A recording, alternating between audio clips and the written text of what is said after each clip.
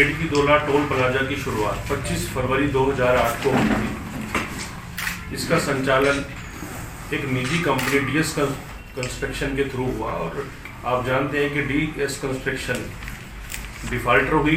5 बैंकों ने तो वो पैसा नहीं दे पाई, तो 5 बैंकों ने हाई कोर्ट ने ये कहा कि 5 जो बैंक हैं वो अपना पैसा रिकवरी करने के लिए वो ये टोल टैक्स खुद चलाएं। और उसी कड़ी में एक millennium city express private limited के नाम से एक फर्म बनाई गई जो अब इस टोल टैक्स को चला रही है। और इस टोल टैक्स में आपने देखा होगा कि जो यहाँ कलेक्शन हो रही है उसमें काफ़ी हेरा फेरी है। जो अभी हमें कुछ तथ्य मिले उस तथ्यों के अनुसार से इस टोल टैक्स में काफ़ी बड़ा घपला मैं आपके सामने अभी बताना चाहता हूँ। एक गजट जो गवर्नमेंट की तरफ से आता है, अधिसूचना जो सरकार ने जो दी, उसमें यह था कि जो लोकल व्हीकल होंगे उनको, जो लोकल व्हीकल की डेफिनेशन ये नहीं है कि सिर्फ गुड़गांव का हो या हरियाणा को, चाहे वो बॉम्बे का हो चाहे मध्य प्रदेश का हो। लोकल का मतलब है जो डेली यहाँ से जाता है, चाहे वो प्राइवेट सेक्टर में जॉब करता है, रोज जिसका आना जाना है, अगर वो यहाँ से देखो, मेरा ये मानना है कि टोल अगर वो कह रहे हैं, वैसे तो ये एनएचए और आप जानते हैं कि नितिन गडकरी जी के डिपार्टमेंट का मामला है। हाँ, सरकार चाहे 6 महीने क्या, वो कल चाहे तो कल भी कर सकती है अगर उनकी इंटेंशन है, तो 6 महीने भी अभी आई जाएंगे, वो आपके और हमारे सामने की बात है। पर मेरा इशू ये है कि हटाने के अलावा जो घपला हो चुका अभी तक, जो जनता की जेब से पैसा लूटा गया है, वो भी तो एक अपने आप में अपराध है। जो गजट का जो वायलेंस हुआ है वो अपने आप में एक बहुत बड़ी बात है। एक और बात है कि 28 किलोमीटर का जो ये मैं बता रहा हूँ पैच है, जहाँ से टोल टैक्स स्टार्ट होता है रावतुलाराम मार्ग से लेके और परफेटी तक, इनको रोड बनाना चाहिए। 2018 में ड्यू हो गया था कि इनको रोड दोबारा बनना चाहिए। वो रोड आज चालू हुआ है और उनकी एक थर्ड पार्टी कंपनी है ये MSV इंटरनेशनल, उसने खुद लिख के दिया है कि 243 करोड़ रुपए इन पे पेनल्टी उन्होंने लगाई, पर आज तक ये लोग वो रोड नहीं बना पाए। और वो रोड बना भी रहे हैं, मैंने देखा ऊपर दिल्ली से मैं जब आ रहा था, तो वो रोड भी इनको मिलिंग करनी चाहिए। रोड को मतलब हटाकर थोड़ा सा उसमें फिर करना चाहिए, अदरवाइज उसकी थिकनेस बढ़ती रहेगी। तो ये सारे मिला के बहुत बड़े घपले हैं, जिसके लिए मैं ये कह रहा हूँ कि CBI और सिटिंग जज से इसकी मांग होनी चाहिए। यहाँ के लोगों की जो रोज यूज करते हैं, जो यूजर है, उसके साथ दिक्कत काफी ज्यादा है। सुधीर जी, आप जो कह रहे हैं घपला है, टोल कंपनी कर रही है, सरकार कर रही है, या कोई नेता कर रहा है? इसमें नेता का नहीं मैं कह रहा, इसमें मैं सीधा millennium city express private limited जो कंपनी है जो इसको चला रही है, मैं उसको बना रखी है। ये 5 बैंक जो थे जिन्होंने डीएस कंस्ट्रक्शन को जो फाइनेंस करा था, डीएस कंस्ट्रक्शन डिफॉल्टर हो गया था, ये लोग कोर्ट में गए, तो उन्होंने कहा, हाई कोर्ट ने कहा कि आप लोग, क्या ये बैंक जो है वो चला सकता है? उसने कहा मैं पैसा नहीं दे सकता, अगर आपने रिकवरी करनी है तो मैं आपको हैंड ओवर कर जाता हूँ।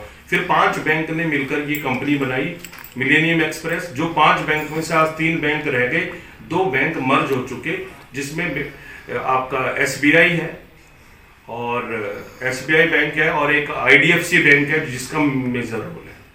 और वो इन्होंने मिलेनियम सिटी एक्सप्रेस एक कंपनी बनाकर वो कंपनी चला नहीं करेगी, तो उस समय ये गाड़ी को जाने देंगे। 3-4 दिन बाद उससे पैसा भी ले लेते हैं और 3-4 दिन बाद आपके बैंक से आपके पैसा क्रेडिट हो जाता है, जो कि बहुत बड़ा अपराध है। इनको 0 रिसिप्ट हमें देनी चाहिए। अगर हम अपनी गाड़ी वहां से पास कर रहे हैं तो 0 रिसिप्ट हमें दें, और उस 0 रिसिप्ट से, ये इनके गजट में भी है, मैं आपको दे दूंगा इसके पेपर, कि उस समय अगर रीडर काम नहीं कर रहा तो उस समय गाड़ी को फ्री में जाना चाहिए और 0 रिसिप्ट देनी चाहिए। ये 0 रिसिप्ट देते नहीं है, और ये अपने आप में एक बहुत बड़ा, मेरा मानना है कि 5 से 6 लाख पर डे का ये घपला है। 2-3 दिन बाद ये गाड़ी का नंबर नोट कर लेते हैं और उसके पैसे से ये क्रेडिट कर लेता है। 3-4 दिन पहले ही मेरे साथ कोई था, उनके साथ सेम सिचुएशन ही हुई, मेरे पास उसके स्क्रीनशॉट भी है।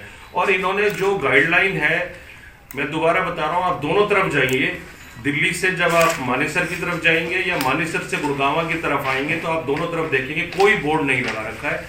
इन्होंने जान के ये सारी चीजें छुपाई हुई हैं। और जब इनका एग्रीमेंट हुआ था, जो इनका ये एग्रीमेंट है, जो बजट है, उसमें ये कहा गया था कि 28 किलोमीटर का ये वो है स्क्रैच है, और उसमें 28 किलोमीटर में आपने देखा होगा ना तो यहाँ पर सीसीटीवी कैमरे लग रहे हैं। इनफैक्ट ये है कि जो आपका टोल टैक्स है, इसमें 30 लैक्स की ब्राइटनेस होनी चाहिए लाइट की, पर इन्होंने 10 से 12 लैक्स की दी है। उसमें बिजली का काफ़ी ज़्यादा घपला है, उसमें इनका बिल कम आता है, जो कि सुविधा लोगों को विजिबिलिटी है।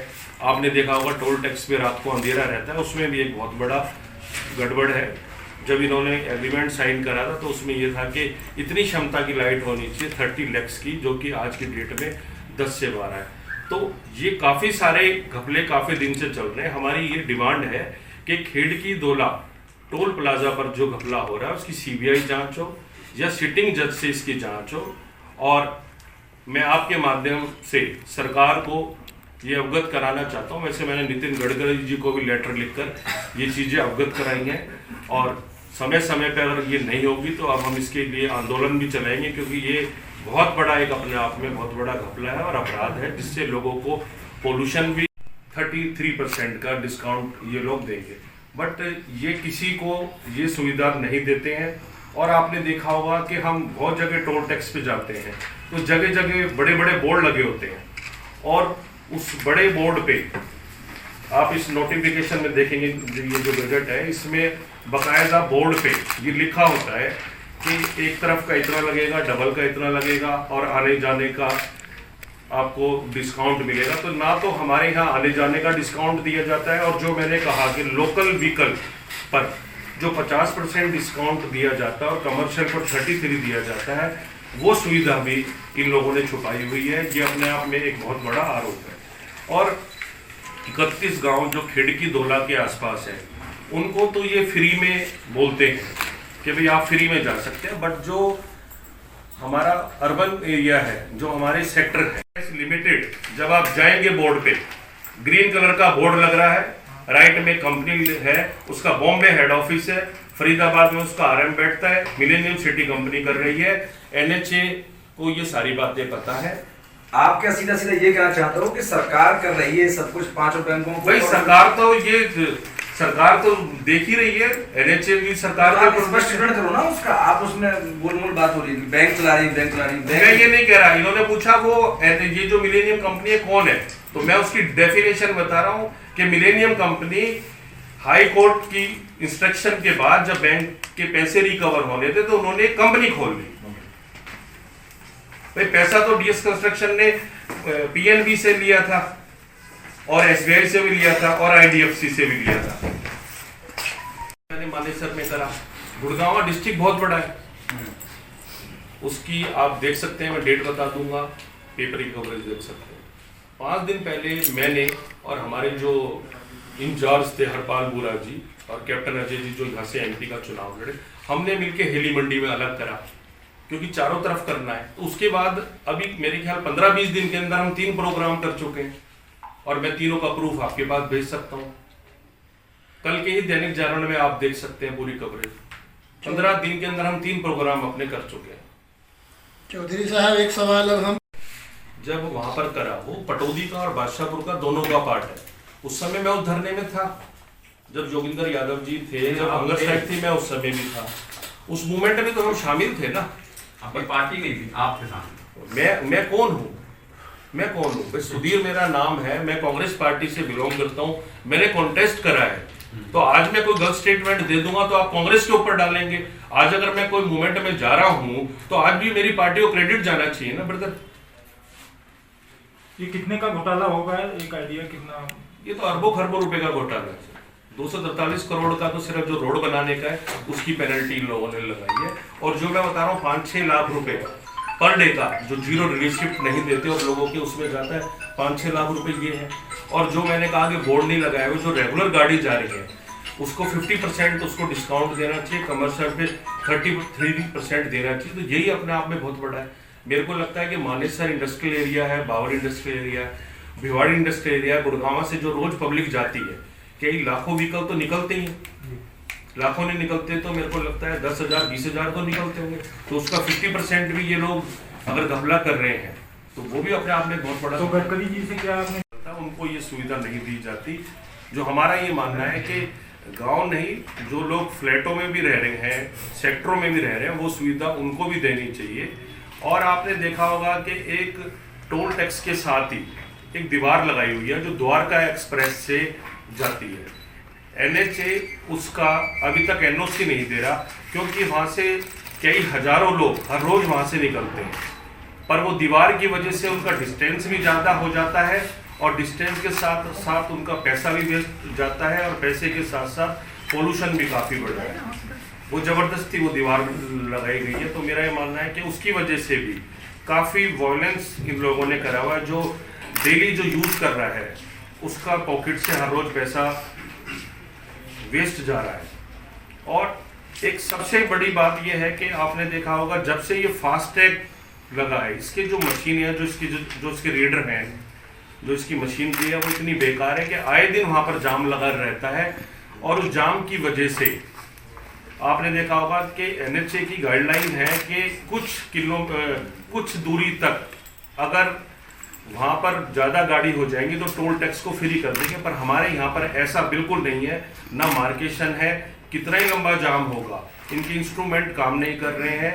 और तो आप लोग इतने दिनों बाद अचानक से इसको उठाने का क्या मकसद है? देखो, पहले भी हमने समय समय पे, आज हो सकता है क्योंकि ये मेरे पास MSV का अभी मेरे पास लेटर आया है कि उसने पेनल्टी लगाई, मैं तथ्यों के साथ अभी बात कर रहा हूँ, पर बीच बीच में उस एरिए में जब भी वो धरना प्रदर्शन हुआ, जिस समय योगेंद्र यादव जी आए थे, FIR हुई थी, उस समय भी मैं उस आंदोलन में था। आप वहाँ पता कर सकते हैं, आशीष यादव RW के प्रेसिडेंट हैं, आप उनसे पूछ सकते हैं, मैंने उनके साथ उस समय साथ दिया था। लोकेश यादव है, उनकी जब FIR हुई, जब मैं उस समय वहाँ पर था, आप उनसे फोन करके पूछ सकते हैं, मैं जब भी टच में था। बीच में इन्होंने सिग्नेचर कैंपेन चलाया था, जिगर शाह एंटी, इनसे आप बात कर सकते हैं।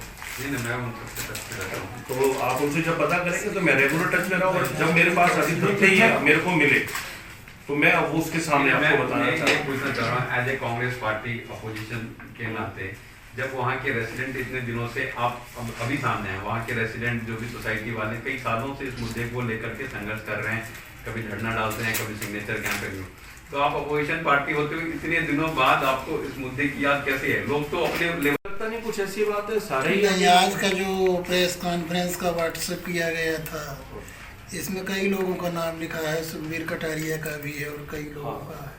एक्चुअली क्या नहीं है, इसमें से क्या बात है? एक्चुअली क्या है, जो शमसुद्दीन जी हैं वो हाई कोर्ट में, सॉरी सुप्रीम कोर्ट के वकील हैं। मेरी कल उनसे रात को बात हुई, उन्होंने कहा कि आज मेरी 12 बजे है, आप 10 बजे प्रेस कॉन्फ्रेंस कर लो। मेरी खुद मेरा आर्गूमेंट है।